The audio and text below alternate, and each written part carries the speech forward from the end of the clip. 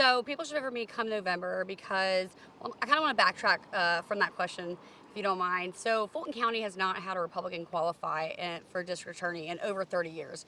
I'm 30 years old. So basically in my whole lifetime, we haven't had a Republican qualify. And Fani Willis is the first female district attorney. So I know for a fact we haven't had a female qualify in well over 30 years, probably 50, probably 60, you do the math. Fulton County hasn't had a voice for who their next DA is going to be. We've always been told on the ballot come November, it's one name. It's whoever qualifies, right? So it will be the Democrat nominee. Normally it's Paul Howard and now Fani Willis. We haven't had a Republican, and I think conservatives deserve a voice, and Fulton County deserves a choice in who their next DA is going to be, especially given the political climate the last 4 years and 8 years under Paul Howard.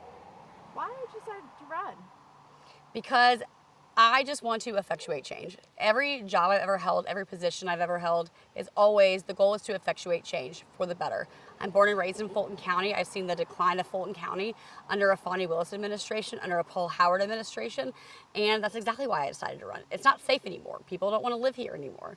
I don't think that's fair for the voters. I don't think it's fair for the citizens, and I think that, like I said, Fulton deserves a choice.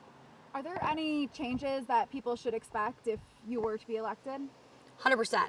You will have absolute transparency if I am elected, and accountability. I don't think we have that right now. We don't know where our money is going to. As a taxpayer, I have no idea where my money is going to.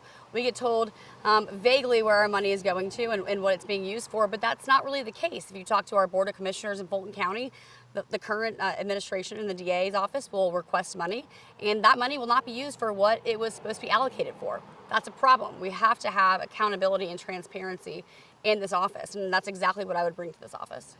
Last night on Rachel Maddow, Fani Willis said that you were challenging her, but you didn't really have many qualifications to actually take the office. What would your response to that be?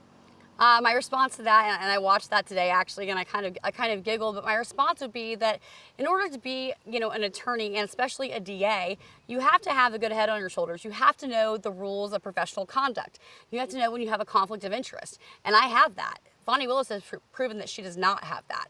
So qualification-wise, it's ironic to me that she says that because you have to be qualified to manage an office. You have to be qualified to manage people and know who is the best person for that office.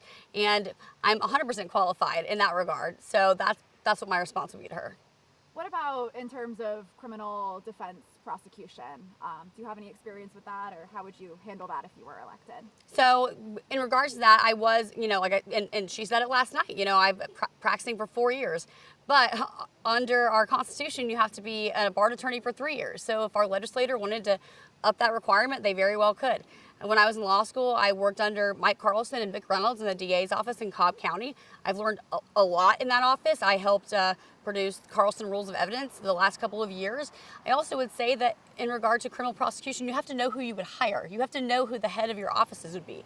You have to know what ADAs you would hire. I know exactly who those people would be. I can't say that right now, but I know exactly who those people would be because I'm so connected with that community and in the community in Fulton County in general. I think one of the biggest questions on people's mind when they see a Republican challenging her for that office, would you continue the prosecution against the former president? So I've said it before, and I'll say it again on your show. I would recuse myself. I have to recuse myself because I was involved with President Trump. I was an intern in the White House, and then I was also an attorney for a couple of the defendants and a litigation consultant during the 2020 election. So I would recuse myself from that case. Anything else that you think people should know? I think that this race, everyone's talking about Republican versus Democrat, but it's not about that. This race is about not right versus left. It's about right versus wrong. And that's what I think Fulton County needs to know.